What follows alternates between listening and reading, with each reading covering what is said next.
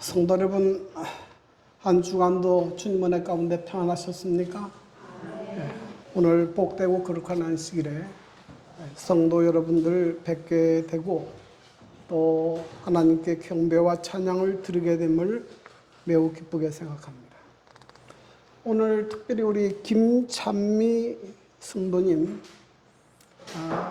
제가 오고는 아마 처음 온 것 같은데요. 오셔서 환영합니다. 네, 감사합니다.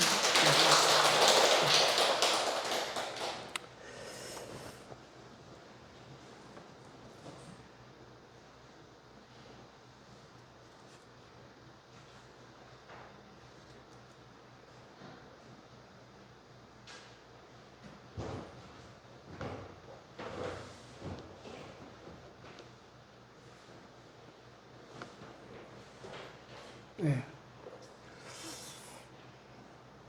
하나님의 말씀 창세기 2장 1절부터 3절 있는 말씀을 제가 다시 읽겠습니다. 천지와 만물이 다 이루어지니라.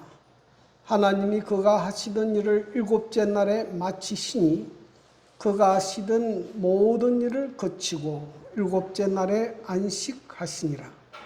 하나님이 그 일곱째 날을 복되게 하사 거룩하게 하셨으니 이는 하나님이 그 창조하시며 만드시던 모든 일을 마치시고 그날에 안식하셨습니다. 오늘은 안식일의 현대적 의미, 이런 제목을 가지고 성도들과 함께 은혜를 나누고자 합니다. 하나님께서 에덴 동산에서 시작된 두 제도가 있습니다. 인간이 범죄하고 타락하기 이전에 하나님께서 에덴 동산에서 만든 두 제도가 있는데, 하나는 안식일 제도이고 하나는 가정 제도입니다. 하나님께서 이 두 제도는 인간의 행복을 위해서 만드셨습니다. 저는 오늘 이 두 제도 가운데 안식일에 관련해서 오늘 말씀을 드리려고 합니다. 여기 성경에 보면 창세기 1장 31절, 하나님이 그 지으시던 모든 것을 보시니 보시기에 심히 좋았더라. 저녁이 되고 아침이 되니 이는 여섯째 날이니라. 엊그제 저희 집사람하고 딸이 양주에 있는 한 카페를 갔다 왔는데, 갔다 와서 자기가 이때까지 본 카페 중에서 제일 멋있고 아름다운 카페를 봤다. 우리 교회 장모님이 지으셨는데 만평에다가 건물을 짓고 정원을 꾸몄는데 정말 멋있더라. 그렇게 얘기했습니다. 사람이 지어도요, 참 감탄이 나올 정도로 아름답게 지었는데, 이 세상은 누가 지었습니까? 하나님이 만드셨는데 그 만드신 것을 보고 뭐라고 했습니까? 심히 좋았더라. 그러니 하나님께서 처음 창조한 이 세상은 얼마나 아름답고 정말 감탄이 나올 만큼 그렇게 아름답고 행복하고 좋은 세상을 만드셨습니다. 이렇게 아름답고 좋고 행복한 세상을 만들었으면 그냥 살아라, 그렇게 하면 될 것인데, 이 성경에 보니까 창세기 2장 1절 2절, 천지와 만물이 다 이루어지니라. 하나님이 그가 하시던 일을 일곱째 날에 마치시니 그가 하시던 모든 일을 거치고 일곱째 날에 뭐 하시니라? 안식하시니라. 하나님께서 일곱째 날에 그 모든 창조일을 마치고 쉬셨다, 그렇게 표현했습니다. 그래서 여기에서 이제 안식일이라는 말이 나오는데요. 그래서 오늘은 안식일을 제정하신 목적과 또 안식일이 오늘날 어느 날인지 살펴보고 또 일요일 예배의 역사적 기원과 또 끝으로는 안식일의 현대적 의미에 대하여 살펴보고자 합니다.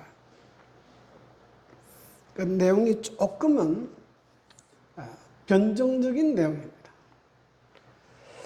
자, 하나님께서 안식일을 제정하신 목적이 무엇일까?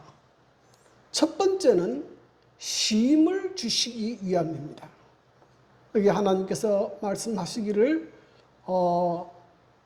안식하셨다 그랬는데요. 이 안식이라는 단어는 히브리어로 사바트입니다.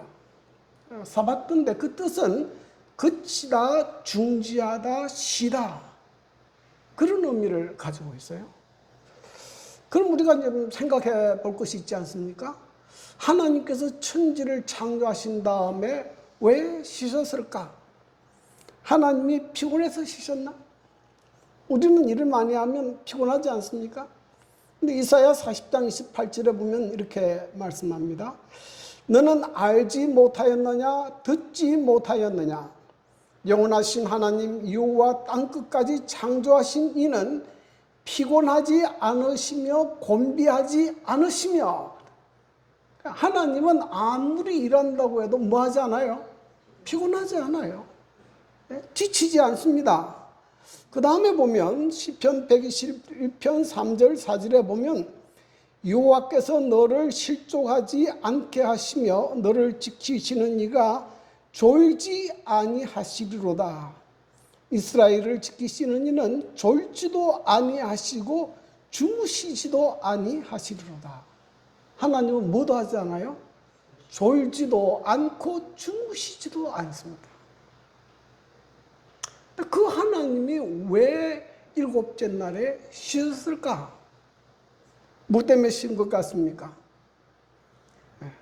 하나님께서 사람을 위해서 그렇게 하신 거예요. 사람을. 그래서 출애굽기 10장 9절부터 10절에 이 안식일 계명을 주면서 이렇게 말씀했습니다. 엿새 동안은 힘써 내 모든 일을 행할 것이나 일곱째 날은 내 하나님 여호와의 안식일인즉 뭐 하지 말라? 아무 일도 하지 말라. 쉬어라. 쉬어라. 그래서 하나님께서 쉬신 것은 하나님께서 피곤해서 쉬신 것이 아니고 우리에게 뭘 주려고 하는 것입니까? 쉼을 주려고 하는 것이에요. 여러분, 에덴 동산에서도 사람에게는 뭐가 필요합니까? 쉼이 필요했어요. 그래서 하나님께서 인간이 범죄하기 전에도 하나님께서 일곱째 날 쉬셨습니다. 사람에게는 쉼이 필요해요. 그런데 오늘날에는 쉼이 필요합니까? 필요하지 않습니까? 오늘날에는 쉼이 더 필요하죠. 더 사람들이 육체적으로도 피곤하고 정신적으로도 피곤합니다. 네. 요즘 사람들은 특히 정신적으로 스트레스가 많아요. 너무 많은 염려와 걱정 가운데 빠질 때가 많습니다. 그런데 사람들이 염려가 많고 걱정에 빠지면 주로 어떻게 그것을 풉니까? 어떻게 풀어요? 제가 드라마에 보니까 전부 술로 풀더라고. 탁 스트레스 받으면 술집에 가서 술을 탁 마셔요. 근데 여러분, 술로 그게 풀립니까? 술은 우리의 문제를 하나도 해결하지 못해요. 그런데 오늘 성경에 이렇게 말씀합니다. 수고하고 무거운 짐진 자들아 다 내게로 오라. 내가 너희를 뭐하리라? 쉬게 하리라. 예수님께서 우리에게 초청하는 거예요. 너 혼자 염려하지 말고 걱정하지 말고 누구에게 오라는 겁니까? 예수님께로 나오라. 내가 너희에게 뭐 하겠다는 거예요? 쉼을 주겠다는 것입니다.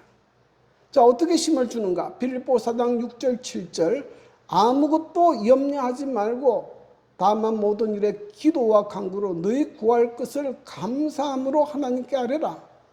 그리하면 모든 지각에 뛰어난 하나님의 평강이 그리스도 예수 안에서 너희 마음과 생각을 지키시리라.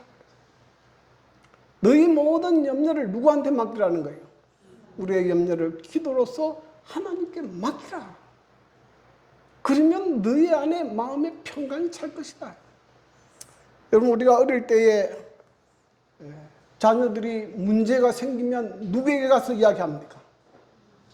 부모님에게 가서 이야기해요. 부모님에게 가서 이야기하면 자녀들은 더 이상 염려하지 않아요. 누가 다 알아서 합니까? 부모님이 알아서 다 문제를 해결합니다. 그러므로 이 안식일은 우리가 하나님을 만나고 우리의 모든 염려와 걱정을 하나님께 맡기고 하나님께서 주시는 뭘 경험하는 날입니까? 쉼을 경험하는 날이에요. 쉼을 경험하는 날. 두 번째로 하나님께서 일곱째 날을 뭐하게 하셨습니까? 복되게 하셨다. 그렇게 기록합니다. 난 복 주시는 날이에요. 여러분, 하나님께서 사람을 창조하신 다음에 제일 첫 번째 하신 말씀이 창세기 1장 28절입니다. 하나님이 그들에게 뭘 주시며? 복을 주시며 하나님이 그들에게 이르시되 생육하고 번성하여 땅에 충만하라. 하나님께서 사람에게 복을 주셨어요. 여러분, 사람은 하나님의 축복이 없으면 살 수 없는 존재입니다. 여러분, 생명을 누가 주셨습니까? 생명을 하나님께서 사람에게 생명을 주셨습니다. 지금 우리가 살고 있는 환경을 다 누가 만들어 주셨습니까? 하나님이 만들어 주셨어요. 여러분, 사람이 이 지구를 만들고 나무와 새와 공기를 만들어서 사람이 사는 것이 아니고 하나님께서 사람이 살 수 있도록 모든 환경을 만들어 놓고 살게 하셨습니다. 그러므로 사람이 살 수 있는 환경도 하나님께서 주신 것이에요. 사람이 살아가면서 때를 따라 필요한 양식도 누가 주십니까? 하나님께서 주시는 것이에요.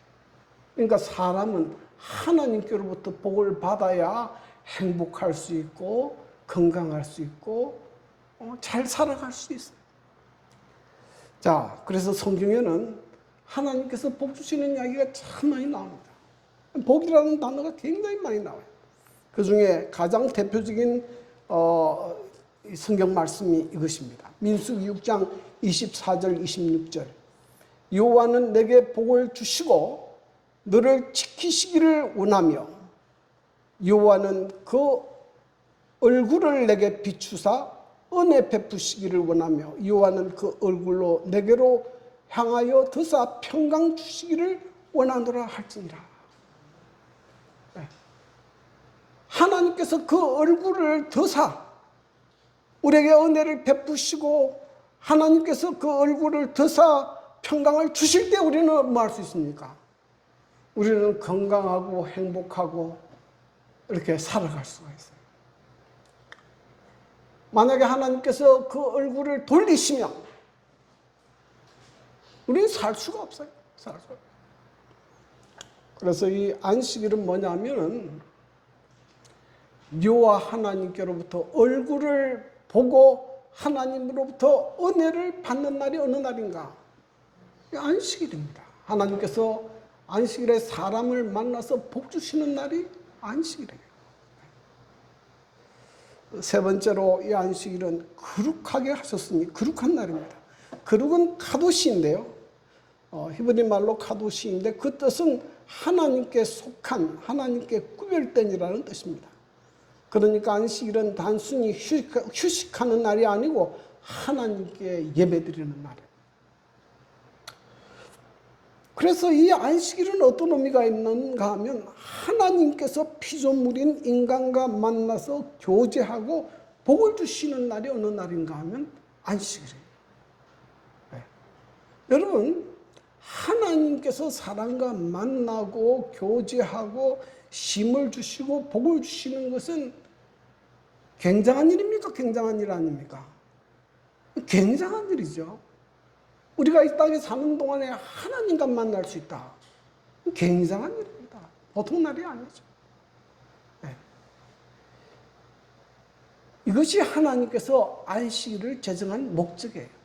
하나님께서 아담과 더불어 만나서 교제하고 쉼을 주고 축복하는 날이 안식일입니다.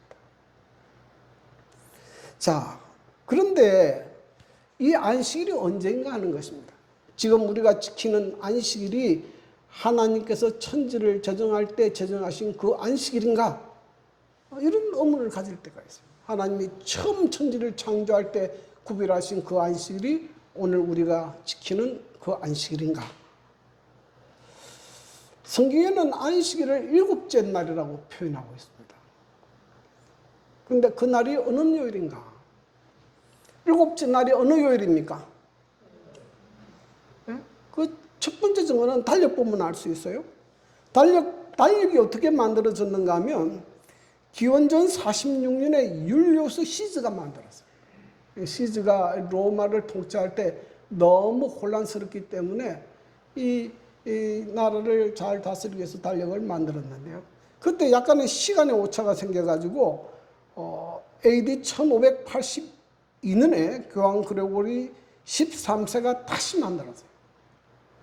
근데 그때 그 이전에도 그렇지만은 이 달력에 있는 7일 제도는 어디에서 가져왔는가 하면 성경에서 가져왔어요. 하나님께서 천지를 창조한 이 날짜를 기준으로 해서 세웠습니다. 그래서 우리가 이 달력을 보면 일곱째 날이 어느 날인지 딱 알 수 있어요. 어느 날입니까? 예. Sunday, Monday, Tuesday, Wednesday, Thursday, Friday, Saturday. 이 토요일이 무슨 날이에요? 일곱째 날이에요. 그래서 사전에도 웹스터 사전이 영어 사전 중에 제일 권위가 있는 웹스터 사전에도 보면 토요일은 주일의 일곱 번째 날, 일요일은 뭐라고 했습니까? 주간의 첫째 날이다. 이렇게 나와 있어요. 그 다음에 또 세 번째 정도는 예수님께서 어느 날을 안식일로 지켰는가 보면 알 수 있어요. 예수님은 하나님의 아들이시기 때문에 예수님께서 어느 날을 지키셨는가 하는 것은 중요한 일입니다.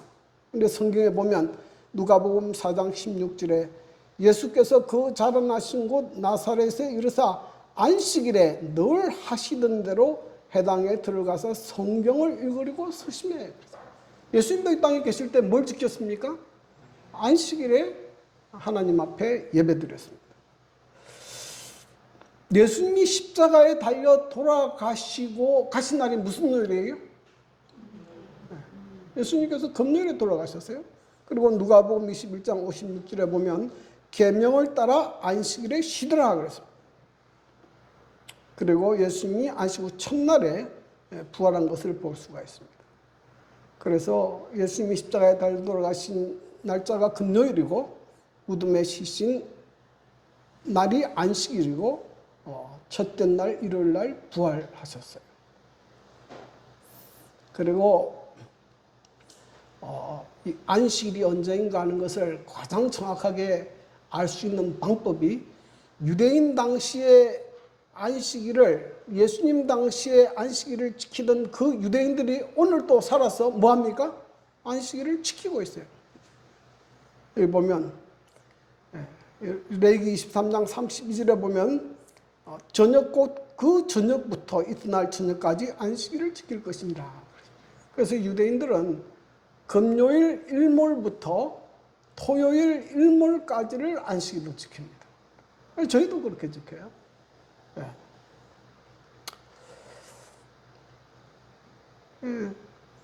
지금도 이스라엘에 가면 안식일이 되면 거의 도로에 차가 다니지 않습니다.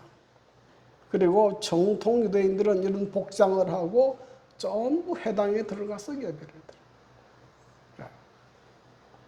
그래서 지금 우리가 지키는 이 안식일이 하나님께서 천지를 창조하실 때 구별한 그 안식일과 동일한 날이다 하는 것을 알 수가 있습니다. 자, 그러면 예수님이 부활하신 후에는 언제 예배를 드렸는가? 이 바울이 안식일마다 바울이 회당에서 강론하고 그랬어요. 이 바울은 AD 60년경에 이제 활동한 분인데요. 그러니까 예수님이 부활하신 뒤에 한 30년 지난 인물이에요. 근데 그가 뭐 했습니까? 안식일마다 회당에 들어가서 하나님 말씀을 강론하고 예배를 드렸어요. 그리고 마태복음 24장 20절에 보면 너희의 도망하는 일이 겨울이나 안식일이 되지 않도록 기도하라 그랬습니다. 이것은 AD 70년에 있을 예루살렘의 멸망을 내다보고 예언하신 말씀입니다. 그러니까 AD 70년 예루살렘 멸망 때에도 뭐가 변경되지 않는다는 거예요. 안식일이 변경되지 않는 것을 보여주고 있습니다. 그럼 오늘날 많은 그리스도인들이 일요일 예배를 드리는데 일요일 예배는 도대체 어떻게 시작된 것인가? 일요일 예배의 역사적 기원에 대해서 우리가 좀 살펴보겠습니다. 일요일 예배가 역사에서 시작된 것은 AD 2세기 중엽입니다. 이때 이제 로마 제국에서 유대인들도 핍박을 받고 그리스도인도 핍박을 많이 받았는데 특별히 당시 유대인들이 독립운동을 많이 일으켰어요. 나라의 해방을 위해서. 그러니까 유대인들이 철저하게 핍박을 받고 그들에게 지키는 안식일을 준수하지 못하도록 법적으로 제재를 취했습니다.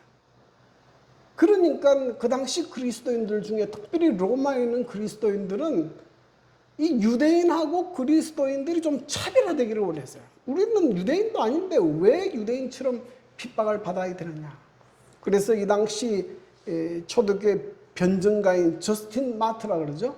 이 저스틴 마트가 이제 그 로마 황제에게 이 호소하는 글을 썼습니다. 그 내용이 여기 나오는 거예요. 처음으로 문서에 등장하는 겁니다. 태양의 날에 모두 하나의 장소에서 모입니다. 농촌이든 도시든 관계없이 성경의 기록을 읽습니다. 독서가 끝나면 인도자가 말로 훈계하고 건면합니다. 그런 다음 우리는 다 함께 일어나 기도하고 기도가 끝나면 빵과 포도주 그다음에 물이 나누어지며 그것을 감사함으로 나눕니다. 이 성찬은 사도들의 가르침을 따르고 그리스도를 믿는 사람들만 참여할 수 있습니다. 우리는 일요일에 모입니다. 일요일 모이는 기록이 최초로 나타나는 거예요.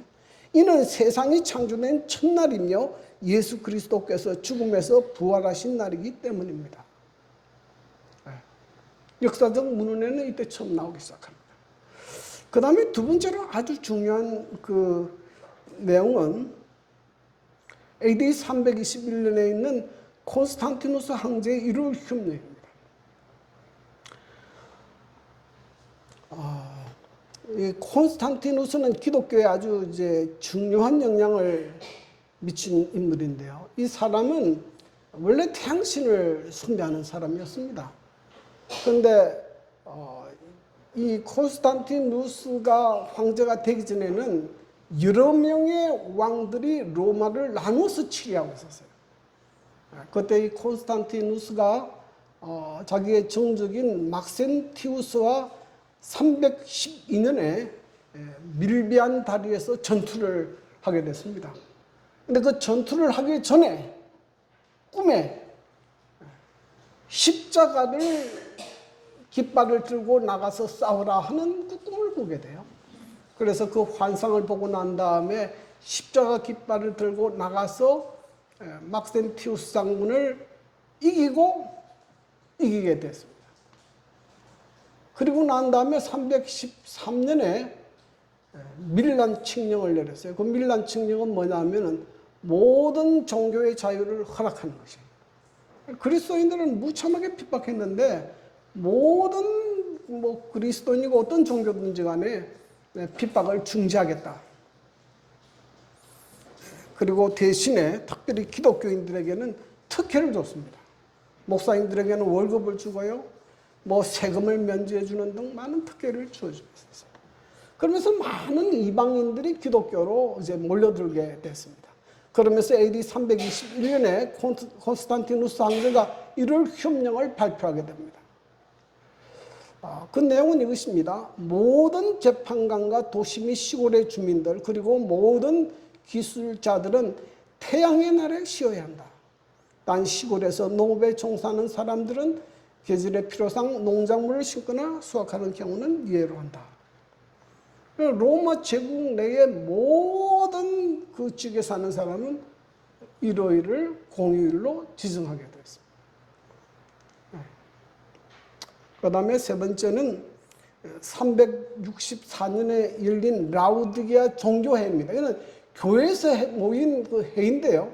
그때 뭘 결정했는가 하면 주일을, 안식일을 주일로 바꾸기로 결정을 했어요. 아주 중요한 결정이죠. 여기 보면 이렇게 나옵니다. 그리스도인들은 유대화하여 안식일에 게으르지 말아야 하며 그날에는 반드시 일하여야 한다. 그러나 그들은 주의 날을 특별히 존중히 여겨 그리스도인으로 가능하면 이날에 일하지 말라. 그런데도 만일 그들이 유대화한다면 그 그리스도로부터 저주를 받을 것이다. 이것이 오늘날 대부분의 교회들이 일요일을 예배로 지키게 된 근거가 되는 법령이에요. 아직게 됐습니다. 그래서 이 천주교 공식 문수에 이렇게 기록합니다. 일요일은 우리의 근위의 표시이다. 교회는 성경보다 위에 있으며 안식일을 일요일로 바꾼 것은 뭐가 됩니다? 그 증거가 됩니다. 그래서 일요일 예배는 성경의 근거가 돼서 예배드리는 것이 아니고 로마 제국의 핍박과 또 종교회의에서 시작된 결정에 의해서 일요일 예배가 시작됐고 오늘날 전 세계에 보편화됐다는 것입니다. 자, 그러면 오늘날의 안식일은 어떤 의미를 가지고 있는가? 첫 번째로 안식일은 창조의 기념일입니다.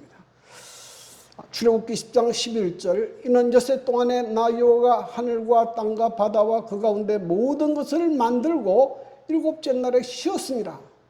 그러므로 나 여호와가 안식일을 복되게 하여 그 날을 거룩하게 하였느니라. 안식일은 하나님께서 이 천지 만물을 창조하셨다는 것을 기억하게 하는 날이에요. 그걸 기념하는 날입니다. 창조의 기념일이에요. 여기 보면 이렇게 부조와 선지자 307페이지에 이런 말씀이 있습니다. 안식일은 새로운 제도로서가 아니라 창조 때 이미 제정된 것으로 소개되었다. 그것은 하나님을 천지의 창조주로 지적하고 참 하나님과 거짓 신들을 구별시켜준다.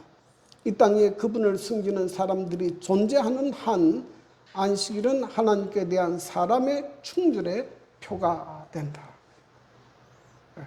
이것은 이 안식일은 하나님께서 천지를 창조하신 창조주이고 참 하나님과 거짓 신을 구별시켜주는 기준이 된다 하는 것입니다. 이 교회 보낸 권면 270페이지에 이렇게 기록됐습니다. 안식일이 항상 신성하게 준수되어 왔더라면 무신론자나 우상 숭배자가 결코 생겨날 수 없었을 것이다.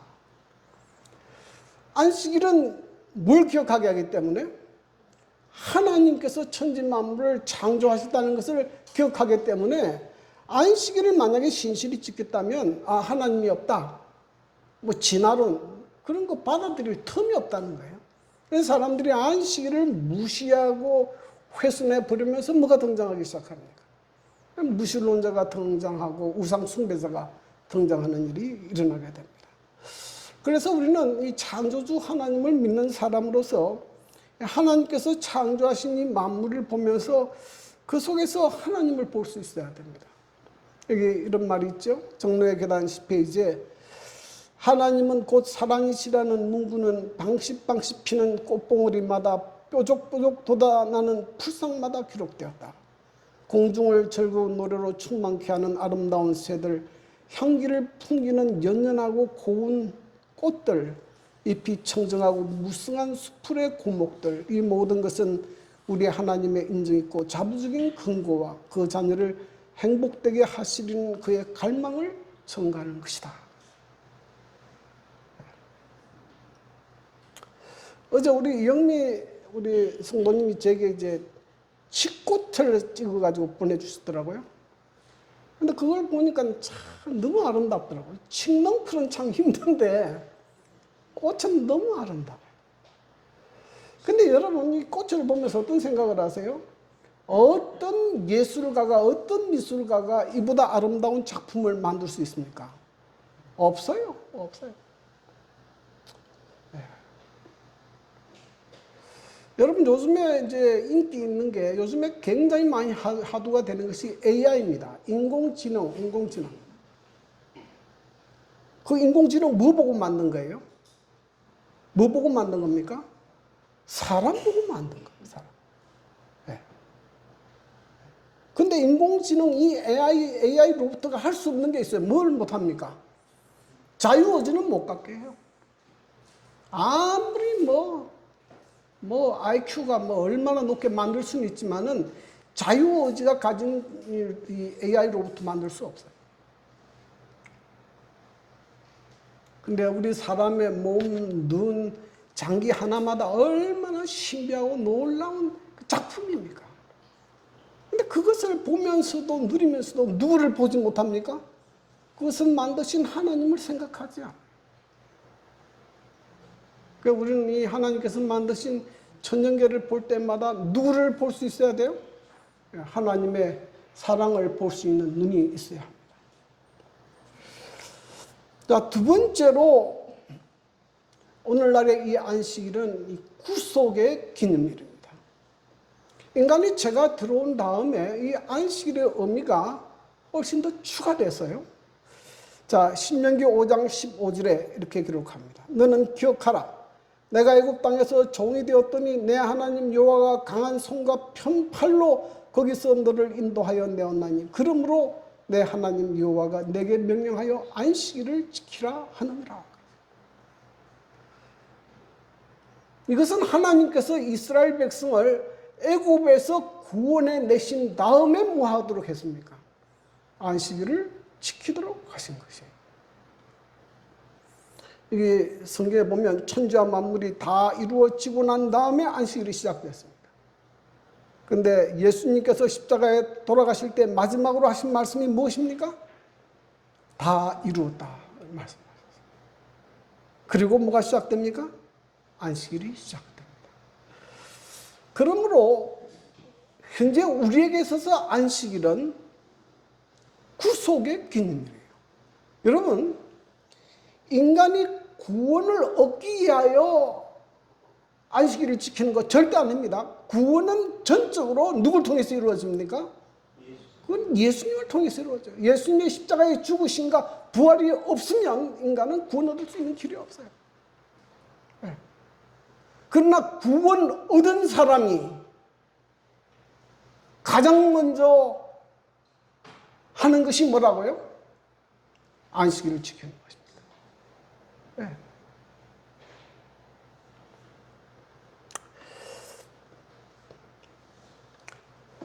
가끔 이제 재림교인들이 안식일을 지키기 때문에 이제 율법주의라 그런 말을 많이 해요. 근데 율법주의는 뭘 가지고 율법주의입니까? 율법주의는 율법을 지켜서 구원을 받으려는 사람을 율법주의라고 해요. 그러나 십자가의 은혜로 구원받은 사람이 하나님의 계명을 지키는 것은 율법주의가 아니에요. 전혀 다른 의미입니다. 오늘 조금 어려운 이야기를 제가 많이 하는데요. 여러분, 예수님이 이 땅에 오셔서 십자가로 폐해진 율법이 있습니다. 뭐가 폐해졌습니까? 예수님의 오심을 예표하는 그런 의문의 율법이라고 그러죠. 제사제도, 이스라엘 백성이 지키는 절기들, 할례들, 이것은 예수님의 오심을 예표하는 그림자이기 때문에 예수님의 십자가의 죽으심으로 전부 다 폐해졌습니다. 그러나 십계명은 무엇입니까? 하나님과 인간 사이에, 인간과 인간 사이에 지켜야 될 도리를 규정해 놓은 것이에요. 하나님께서 인간을 도덕적 형상으로 만들었는데 그 도덕적 형상이 어디 들어있는가 하면 십계명 속에 들어있습니다. 그러므로 이 십계명은 천지가 없어지기 전에는 절대로 폐하지 않습니다. 여기 로마서 3장 31절에 이렇게 이야기하지 않습니까? 그런즉 우리가 믿음으로 말미암아 율법을 파기하느냐? 그럴 수 없느니라. 도리어 율법을 굳게 세우느니라. 너희가 나를 사랑하면 나의 계명을 지키리라 그랬습니다. 그래서 구원받은 사람으로서 우리는 하나님의 계명을 지킵니다. 재림교인이 어떤 사람인가를 보여주는 가장 뚜렷한 사건이 2차 세계대전 당시에 일어났습니다. 그 사람은 데스몬드 도스인데요. 이 사람은 이제 미국인인데 2차 대전 당시에 참전을 했습니다. 이분은 안식일 교인이에요. 그분은 안식일 교인이기 때문에 군대에 참전했지만은 안식일을 준수할 것을 요청했고, 하나님의 계명에 따라 살인하지 말라고 했으니 나는 살인할 수 없다. 총기를 거부했습니다. 나는 총기를 사용하지 않고 군복무를 하겠다. 굉장히 많은 어려움을 겪었죠. 전쟁 중에 그렇게 됐으니까 말입니다. 그런데 그의 양심적 병력 거부라 그러죠. 그래서 그 사람이 어무병으로 참전을 하게 됐습니다. 그리고 이제 마지막 그 일본과 미국의 전쟁이 오키나와에 있는 헥소고지라는 곳에서 절벽에서 벌어졌는데, 미군이 별로 준비하지 않고 들어갔다가 매복한 일본군에 의해서 무참하게 이제 이 살상을 당했습니다. 그래서 다 후퇴해 버렸어요. 근데 어떻게 했는가 하면, 이 데스몬드 도스가 혼자서 기어 올라가 가지고 75명의 부상병을 절벽에서 끌어내렸어요. 밧줄로 달아가지고. 총알이 빗발같이 오는데. 그래서 그분이 그런 말을 했어요. 나는 살인은 할 수 없다. 그러나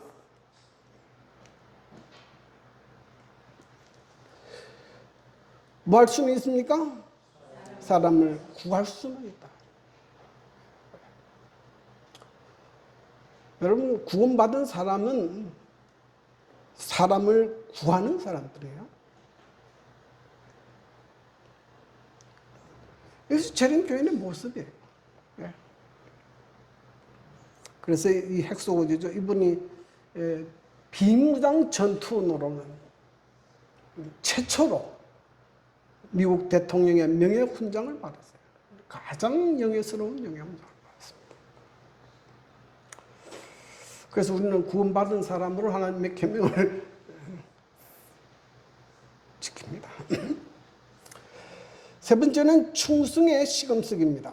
출애굽기 16장 4절. 이같이 하여 그들이 내 율법을 준행하나 아니하나 내가 시험하리라. 하나님께서 만나를 주신 사건을 이용하는 것인데요. 하나님께서 만나를 내리실 때 6일 동안은 내리고 그 7째 날 내리지 않았어요. 근데 하나님께서 이걸 가지고 내가 뭐 하겠다고요? 내 율법을 순종하나 순종하지 않나 보겠다 그랬습니다. 그래서 안식일은 우리가 하나님께 대하여 충성하고 순종하는가 그렇지 않는가를 시험하는 시금석이 된다 하는 것이에요. 시금석이 된다. 역사의 마지막에는 두 가지 중요한 음성이 들립니다. 하나는 하늘과 땅과 바다와 물들의 근원을 만드시니 창조주 하나님을 경배하는 음성이 있고, 또 하나는 짐승의 우상에게 경배하지 아니하면 몇이든지 다 죽이게 하더라 하는 이런 음성이 들립니다. 이 두 가지 음성이 들을 때 누구의 음성을 들을 것인가?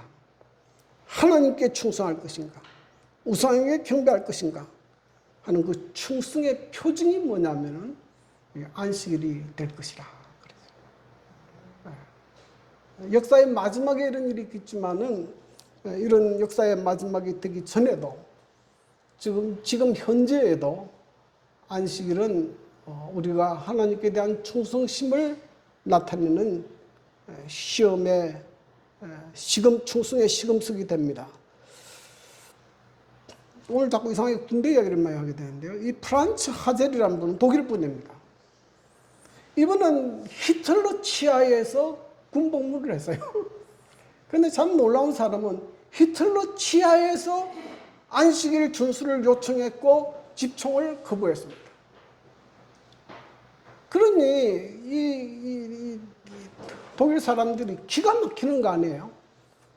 뭐 하일 히틀러가 미쳐 돌아가는 이 시대에 집총을 하지 않겠다, 안식일을 준수하겠다. 그래서 이 사람을 골치 아프니까 고민하다가 어디로 보냈는가 하면 공병대로 보내버렸습니다. 이 전쟁이 일어날 때 제일 먼저 다리 만들고 길 닦고 하던 사람인 총알 바지로 내보내는 사람들.